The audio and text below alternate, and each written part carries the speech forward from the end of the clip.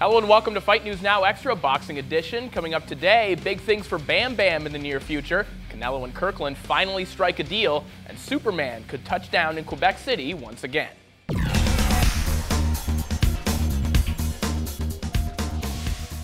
Brandon Rios got back in the winner's bracket over the weekend with a dominant third-round stoppage over Mike Alvarado in the rubber match of their exciting trilogy.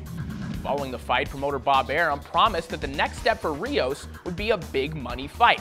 With Ruslan Pavodnikov seemingly signed on to face Lucas Matisse later this year, the leading candidates to face Rios would seem to be either Timothy Bradley or Juan Manuel Marquez. Well, it's not the fight that we wanted to see signed for May 2nd, but it's still a pretty good one. Canelo Alvarado will face James Kirkland on Cinco de Mayo weekend in a fight that has been both rumored and negotiated for quite some time. The location is still up in the air, with either a venue in Las Vegas or the Alamo Dome in San Antonio as the leading candidates. This would at least seem to signal the end of the possibility of a Mayweather-Pacquiao bout on that date, unless some major concessions were made by Golden Boy. After Mike Tyson and Gary Jonas quietly parted ways over the past few months, disbanding Iron Mike Productions, their stable of fighters was left in limbo.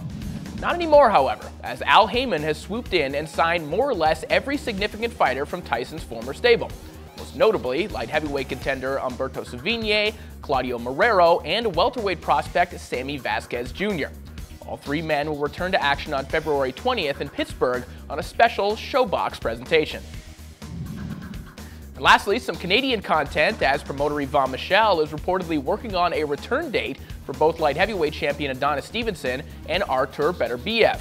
Michel told RingTV.com that he has reserved a location in Quebec City for the prospective card and would theoretically present a doubleheader featuring both of his fighters.